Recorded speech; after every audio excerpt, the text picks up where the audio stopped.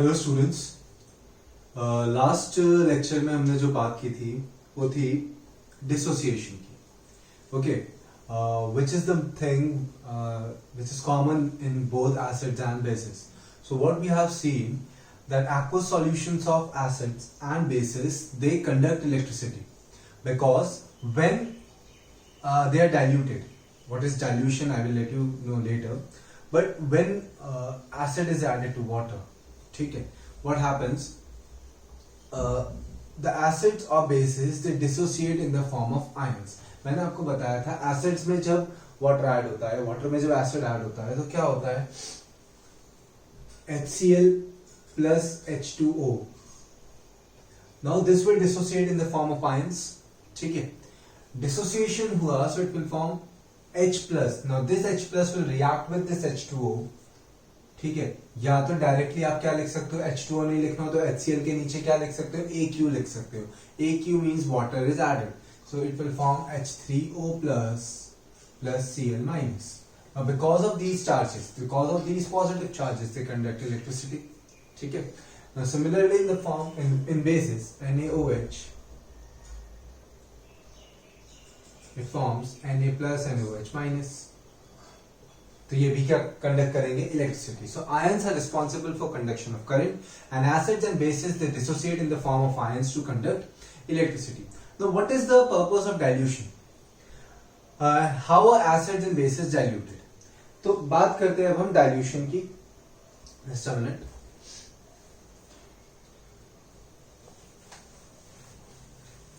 तो जब भी आप लेबोरेटरी में एसिड्स को या बेसिस को डाइल्यूट करोगे तो कभी भी आप एसिड में वाटर नहीं ऐड करोगे.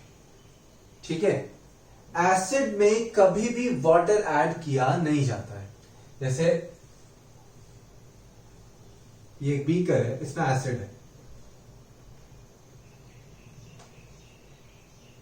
तो इसमें आप वाटर ऐड नहीं करोगे. Why we will not add water to acid? Because adding water to acid is a highly exothermic reaction. कैसा रिएक्शन होता है? Highly exothermic. Concentrated acid है ये. This is concentrated acid. So when water is added, it might happen that this acid will splash out and will cause severe burns on your skin or face. ठीक है? When water is added, so there are chances that this acid will splash out because this reaction is a highly exothermic reaction. तो कभी भी हम acid में water add नहीं करते laboratory में. एक वार्निंग साइन भी लिखा होता है लेबोरेटरीज में that water is never added to acid. तो डाइल्यूशन कैसे करते हैं? जैसे कंसंट्रेटेड एसिड है, आपको इतना कंसंट्रेटेड एसिड नहीं चाहिए. कंसंट्रेटेड मतलब concentrated acid is actually 98% acid and 2% water. ठीक है, अब इतना कंसंट्रेटेड एसिड लेबोरेटरीज में यूज नहीं किया जाता, इसको थोड़ा सा डाइल्यूट करना पड़ता है. तो डाइल्यूट करने के लिए आपको और वाटर ऐड करना पड़ेगा. और वाटर ऐड करोगे आप, तो अगर आप वाटर एसिड में डालोगे, it is a highly exothermic reaction. So there are chances this acid will splash out of this beaker and cause severe burns on our skin. तो क्या करेंगे अब हम?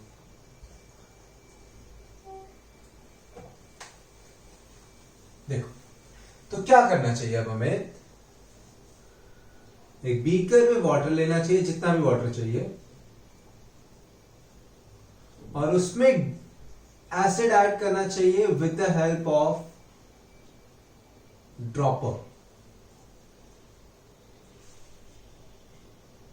ड्रॉपर्स आते हैं, ठीक है, उसको स्क्वीज करो तो ड्रॉप्स के फॉर्म में एसिड ऐड होगा. तो ड्रॉपर्स के थ्रू हमेशा एसिड को वाटर में ऐड किया जाता है.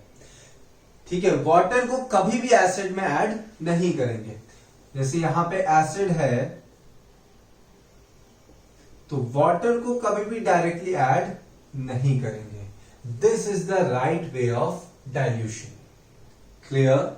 हमेशा एसिड को ही वाटर में ऐड करेंगे क्योंकि एसिड ड्रॉपर से ऐड हो रहा है, तो एसिड बहुत कम क्वांटिटी में धीरे धीरे ऐड हो रहा है. अगर एसिड यहां पे होता तो ये पहले से इतनी सारी क्वांटिटी है एसिड की, और वाटर थोड़ा भी आता तो ये पूरा एसिड रिएक्ट करता उससे और स्प्लैश आउट हो जाता। अभी वाटर है इतना सारा, ड्रॉपर के थ्रू आप एसिड डाल रहे हो तो एसिड धीरे धीरे ऐड हो रहा है, सो वो स्प्लैश आउट नहीं हो सकता।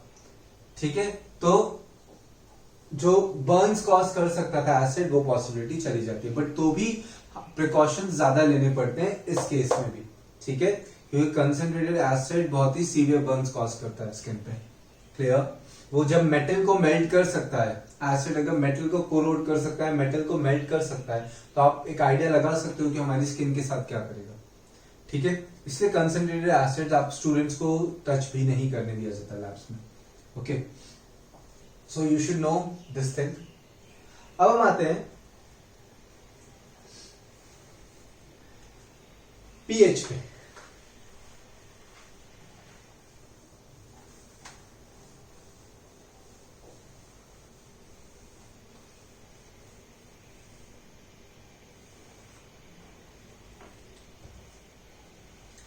देखो, पीएच का कंसेप्ट बहुत बड़ा है, बट आपकी बुक में कुछ नहीं दिया है उसके बारे में।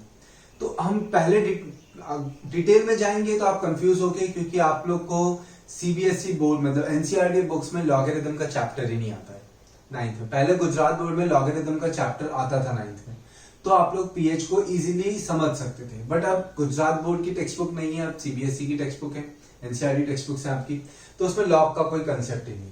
तो पीएच को मैं इतने डिटेल में नहीं पढ़ा रहा हूं, जितना टेक्स्ट बुक में दिया उतना ही पढ़ा रहा हूं। ठीक है, उससे थोड़ा ज्यादा फॉर्मूला वो सब मैं आपको बता दूंगा, बट ज्यादा डीप में नहीं जाऊंगा क्योंकि आप कंफ्यूज ही हो गए उससे। So what is the meaning of pH? pH stands for small p and capital H. This pH stands for, this is a French word, potens होता है, जिसका इंग्लिश में मतलब होता है potential of hydrogen. Potential of hydrogen. pH stands for potential of hydrogen. अब pH का formula होता है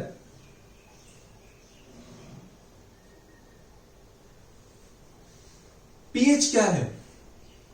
पीएच स्केल आता है, पीएच मीटर आता है, जिससे हम पता कर सकते हैं कि how strong an acid is और how strong a base is.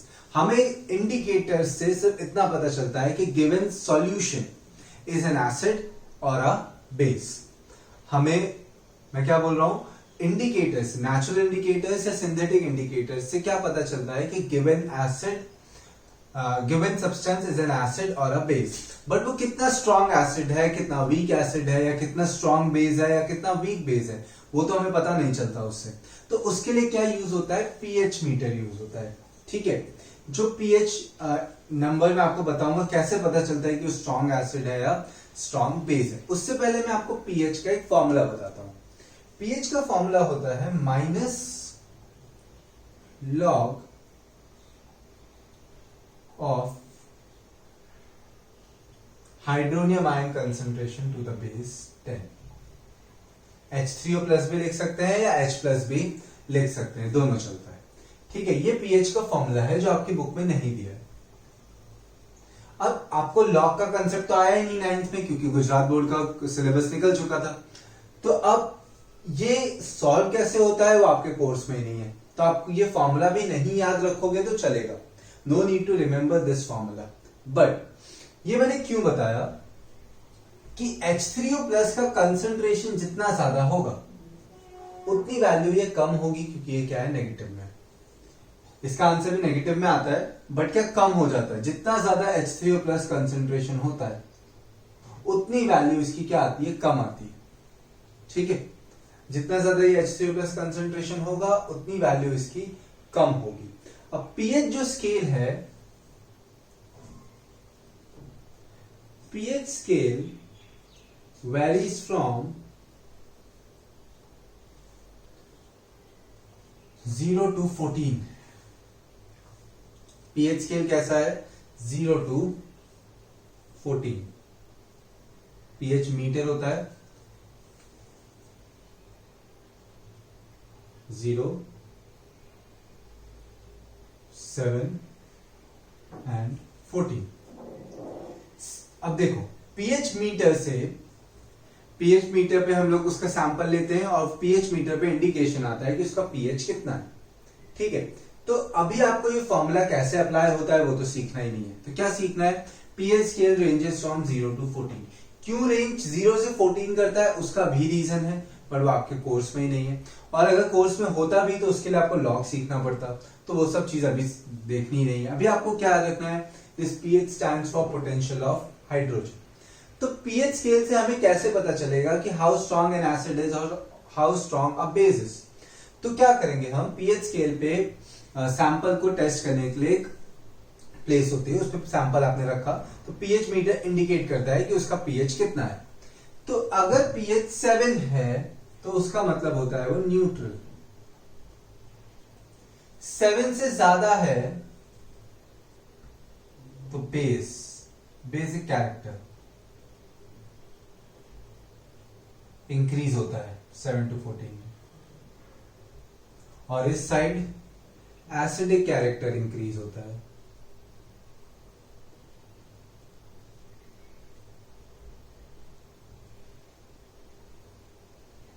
मतलब पीएच जितना कम होगा उतना स्ट्रांग वो एसिड होगा।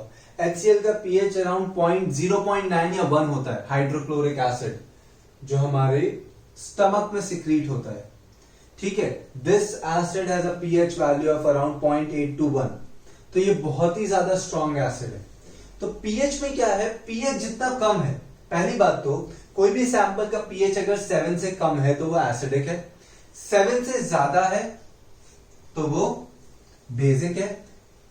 pH is less than 7 then it is acidic.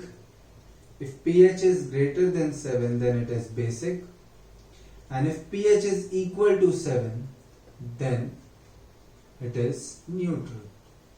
So water, distilled water is neutral. ठीक है, so acidic है बट कितना स्ट्रांग है, तो एसिड में जितना कम पीएच होगा, मतलब अगर एक एसिड का पीएच 4 है और दूसरे एसिड का पीएच 2 है, तो कौन सा एसिड ज्यादा स्ट्रांग हुआ, जिसका पीएच 2 था। एसिड में जितना कम पीएच उतना स्ट्रांग एसिड, बेस में जितना ज्यादा पीएच उतना स्ट्रांग बेस। ठीक है, आपको इतना ही याद रखना है। What is the meaning of pH, pH stands for potential of hydrogen. Okay, pH का फॉर्मूला मैंने बता दिया आपको, ये नहीं याद रखते हैं तो भी चलता है, कोई प्रॉब्लम नहीं है। Now the pH scale ranges from 0 to 14.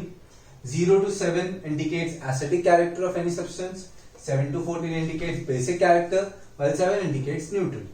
0 to 7 में जितना कम pH होगा उतना स्ट्रॉन्ग एसिडिक कैरेक्टर होगा, और 7 to 14 में जितना ज्यादा pH वैल्यू होगा उतना ज्यादा बेसिक कैरेक्टर होगा।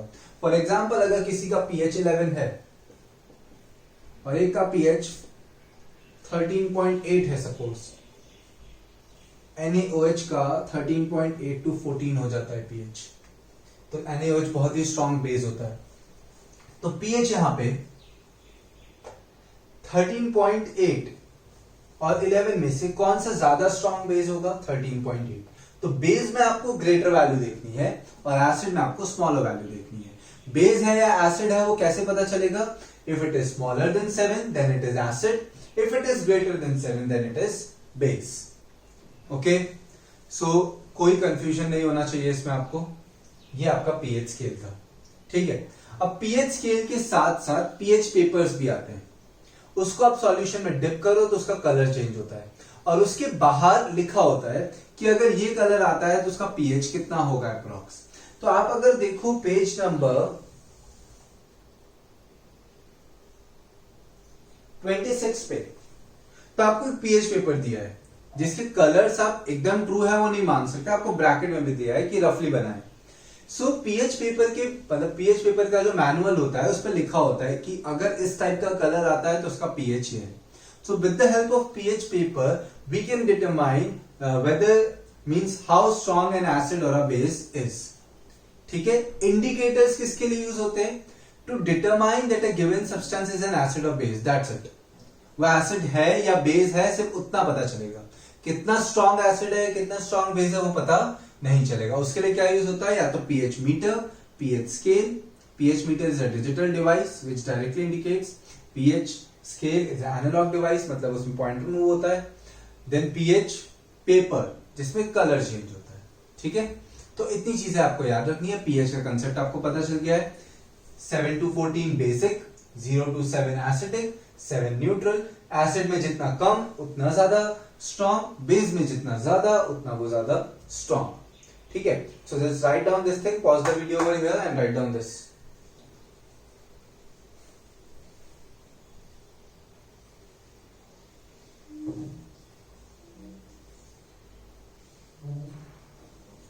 ओके,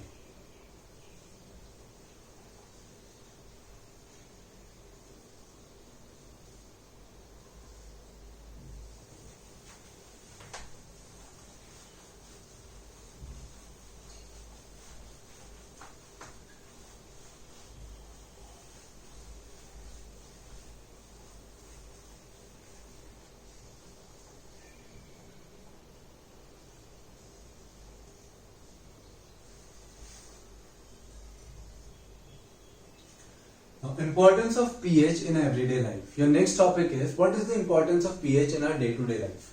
तो ये क्वेश्चन बहुत पूछा जाता है, so you have to mark this question as important question. ठीक है, ये एज ए थ्योरी बहुत पूछा जा गया है क्वेश्चन। सो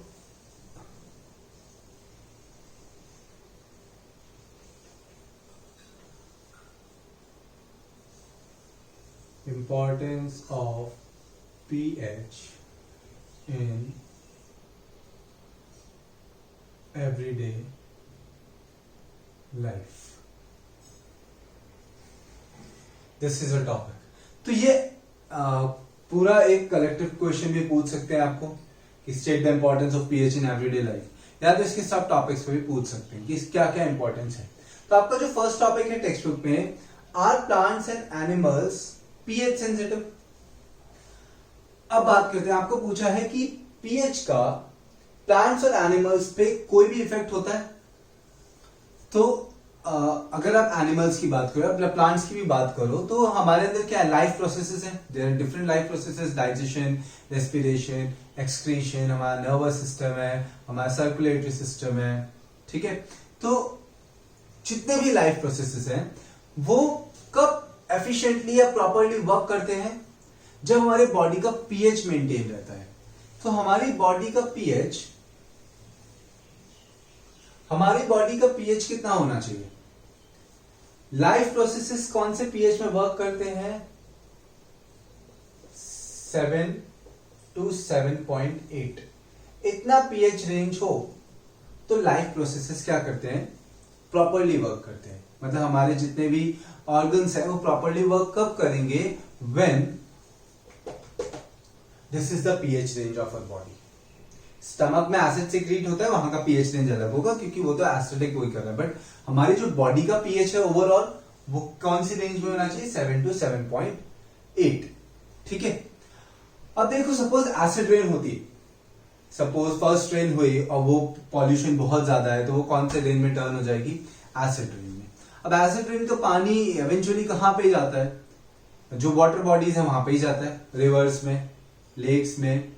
ठीक है, तो वो वाटर का जो पीएच है,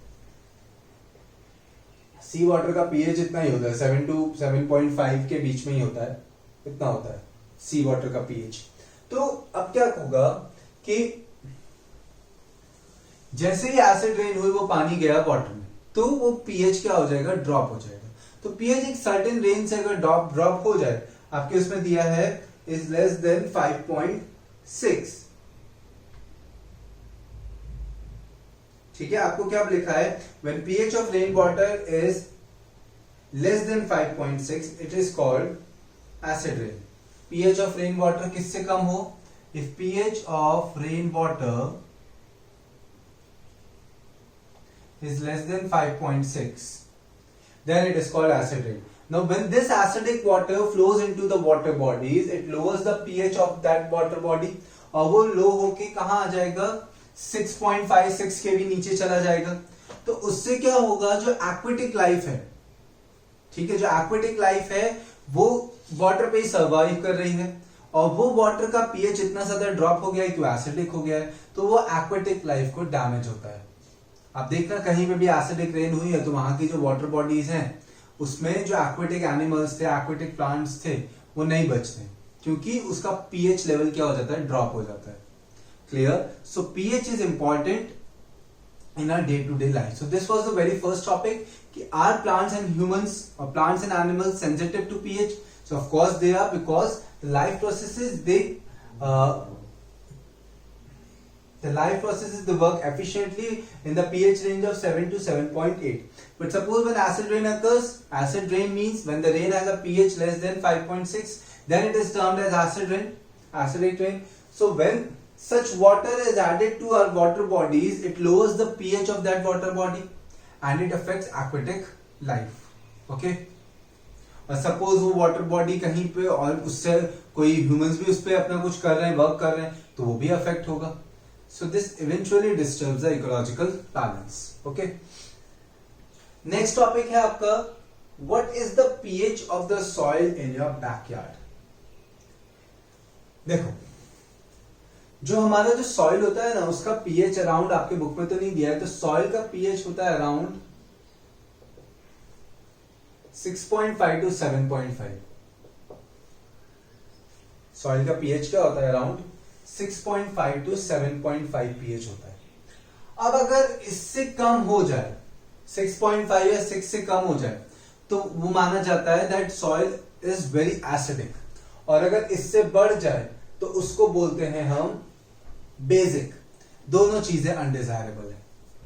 ठीक है, बहुत ज्यादा एसिडिक सॉइल या बहुत ज्यादा बेसिक सॉइल, दोनों अनडिजायरेबल है. वो प्लांट्स की ग्रोथ में हेल्प नहीं करता फिर. ठीक है, प्लांट्स उससे डैमेज होते हैं.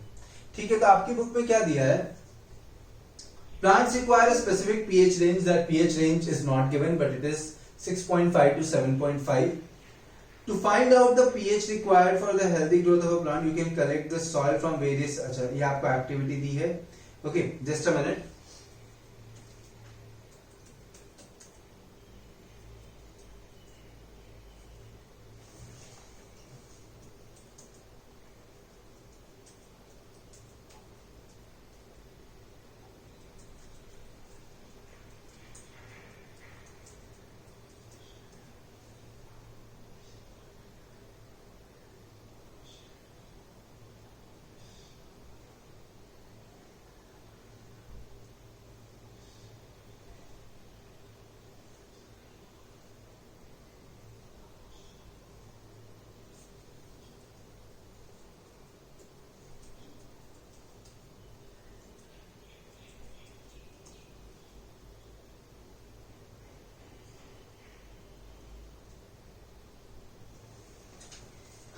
Okay, no pH range is given.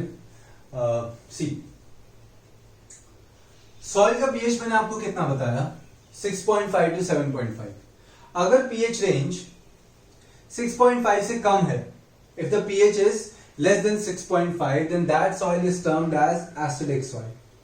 उस सॉइल को हम क्या बोलते हैं, एसिडिक सॉइल बोलते हैं. और अगर 7.5 से ज्यादा है तो उसे हम बोलते हैं बेसिक सॉइल.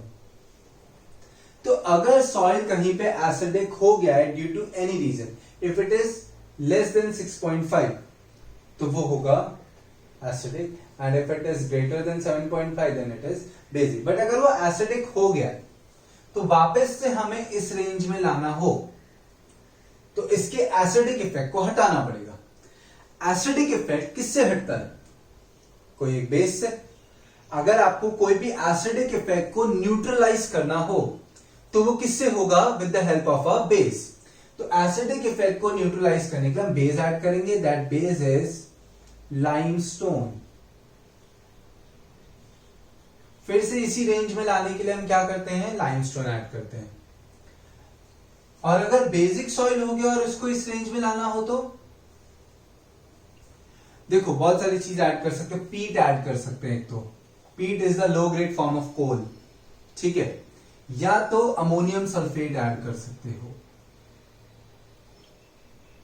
ठीक है, अमोनियम सल्फेट है तो एसिडिक टर्न होगा. जनरली पीट ऐड किया जाता है, तो आप पीट से ही याद रखो. ओके, अमोनियम सल्फेट, या तो कोई अमोनियम सल्फेट होगा तो वो स्लाइटली बेसिक होगा अमोनिया की प्रेजेंस से, तो या तो आप कोई मेटल सॉल्ट ऐड कर सकते हो, मतलब एल्यूमिनियम सल्फेट ऐड कर सकते हो।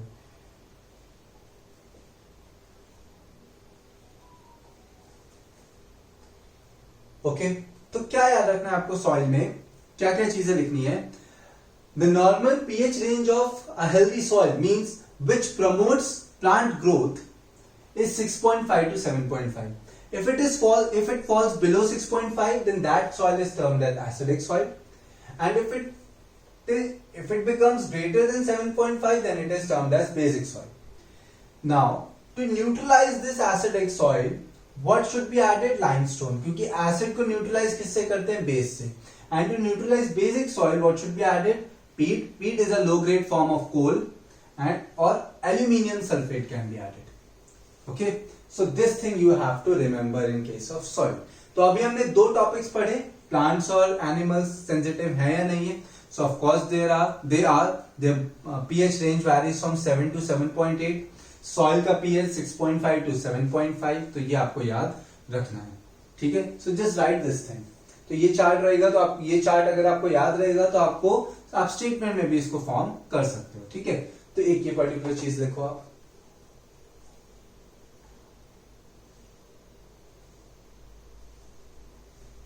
Okay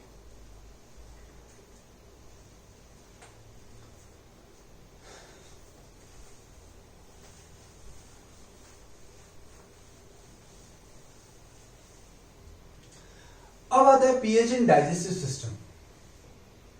what is the importance of pH in digestive system? अब बात करते हैं डाइजेस्टिव सिस्टम की.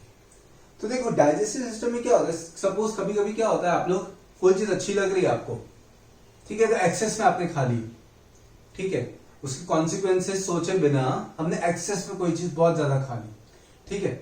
अब तब क्या होगा, हमारा स्टमक इतना सारा फूड है तो उसके लिए क्या सिक्रीट करेगा, स्टमक विल सिक्रीट HCl. जितना ज्यादा फूड उतना एबंडेंस में HCl सिक्रीट होगा. But digestion is not only dependent on stomach, it's not restricted to stomach, it depends on many other organs. It depends on pancreas, bile juice, pancreatic juice, small intestine, सब पे dependent है. तो क्या होगा, इतना ज्यादा acid secrete हो गया, ओके, इतना ज्यादा एसिड स्टमक में सिक्रीट हो गया तो आपको क्या होने लगेगी, एसिडिटी होने लगेगी. हम बोलते हैं ना एसिडिटी हो गई. तो what is the meaning of this acidity? Acidity मतलब हमारे स्टमक में HCl बहुत ज्यादा सिक्रीट हो गया है. वो कब होगा, बहुत ज्यादा आपने खा लिया है, ये बहुत टाइम से कुछ नहीं खाया होता है तो भी होता है, क्योंकि एसिड स्टमक में रह जाता है. बहुत टाइम से कुछ खा नहीं रहे हो तो it is not getting utilised. तो बहुत टाइम से कुछ नहीं खाते हैं फिर एकदम से कुछ खा लेते हैं तो भी एसिडिटी होती है. एक बार में बहुत सारा कुछ खा लेते हैं तो भी एसिडिटी होती है. तो ये एसिडिक इफेक्ट को हटाने के लिए आप क्या लेते हो, इनो लेते हो या तो बेकिंग सोडा लेते हो. So what are these, Eno, baking soda, या तो सबसे ज्यादा जो आप डाइजीन या ये सब की टैबलेट्स लेते हो जो एसिडिटी में हेल्पफुल होती हैं, वो टैबलेट्स बनी होती है milk of magnesia. Now this milk of magnesia is actually MgOH whole twice. क्या होता है, मैग्नीशियम हाइड्रोक्साइड. एंड ये सब क्या है, आपके बेस हैं. तो आपकी बॉडी में जब एसिडिटी हुई, एसिडिटी क्यों हुई, due to excess secretion of this hydrochloric acid in our stomach. So what can we do to neutralise this effect? We can take any of these and all these things are categorized as base. तो अगर हम base consume करेंगे तभी हमारी acidity ठीक होगी. तो आपकी बुक में क्या दिया है देखो. It is very interesting to note that a stomach produces hydrochloric acid. आपकी बुक में भी इसका पीएच रेंज नहीं दिया है, बट पीएच रेंज होता है डाइजेशन के लिए वो भी अराउंड 6.3 to 7.2 जितना होता है, ठीक है. बट आपके बुक में नहीं दिया है तो नहीं याद रखते हो तो चलता है. आपको पीएच डाइजेशन में क्या याद रखना है कि stomach secretes hydrochloric acid and when it is secreted in excess acidity occurs, and to neutralize the effect of acidity we take any one of these things, and all these things are categorized as base. So base can neutralize the acid effect produced in our body. Okay, next is pH change as the cause of tooth decay. Tooth decay कब होता है, तो वो देखते हैं।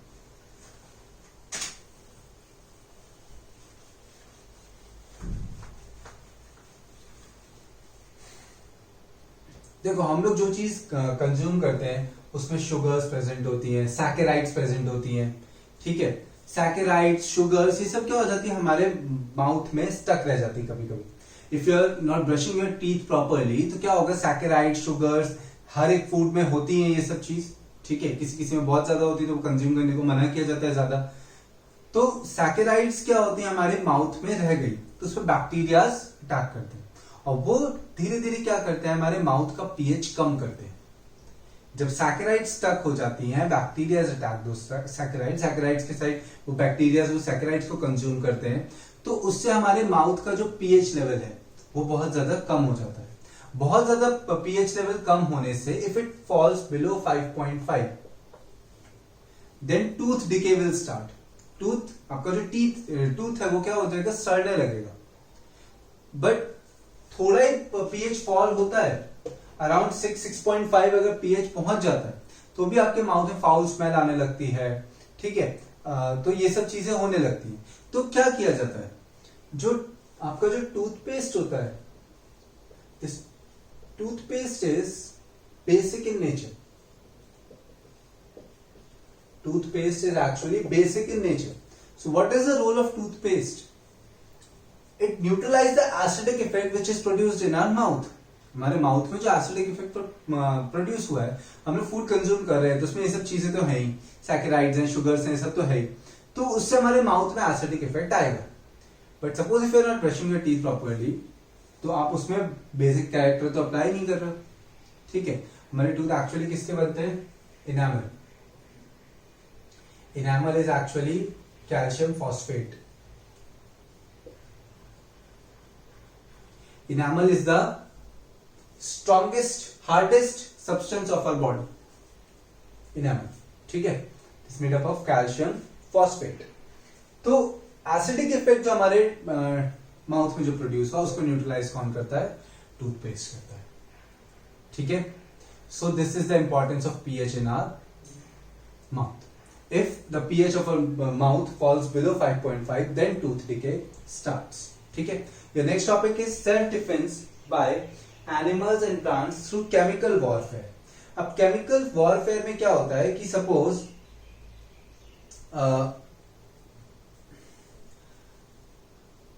Honey bee है, ठीक है, हनी बी है या नेटल्स है, वो अगर आपको जब स्टिंग करते हैं, जैसे हनी बी ने आपको कहीं पे स्टिंग किया तो उस पर क्या लगाया जाता है, एसिडिक इफेक्ट प्रोड्यूस होता है, ठीक है। या तो मेलेटिन होता है, एसिड्स भी होते हैं, वो एसिड्स मैं आपको बता दूंगा, या तो मेलेटिन सिक्रीट होता है। तो उन सबको न्यूट्रलाइज करने के लिए कोई भी एनिमल ने कोई भी इंसेक्ट ने आपको स्टिंग किया तो उससे एसिडिक इफेक्ट प्रोड्यूस हो रहा है, तो उस पर भी क्या अप्लाई किया जाता है, बेस अप्लाई किया जाता है। वो base generally baking soda apply कर देते हैं, या तो कोई मेडिसिन जो अप्लाई करते हैं उसमें भी क्या होता है, बेसिक कैरेक्टर होता है। So to neutralise this acidic effect which is produced by the sting of insects, ठीक है, उसको भी न्यूट्रलाइज करने के लिए क्या अप्लाई किया जाता है, बेस अप्लाई किया जाता है। So this is the importance of pH in our day to day life. Okay, तो ये चीज आपको याद रखनी है, ठीक है। This topic you have to remember. तो आज हमने पीएच पढ़ा और हमने क्या पढ़ा, importance of pH in our day to day life. अब नेक्स्ट लेक्चर से हमारा एक टॉपिक स्टार्ट होगा, वो है सॉल्ट्स, ठीक है, जो एक डिटेल आंसर्स में आएगा ही आएगा। Okay, so try to read these topics from your textbook also. Okay, thank you so much.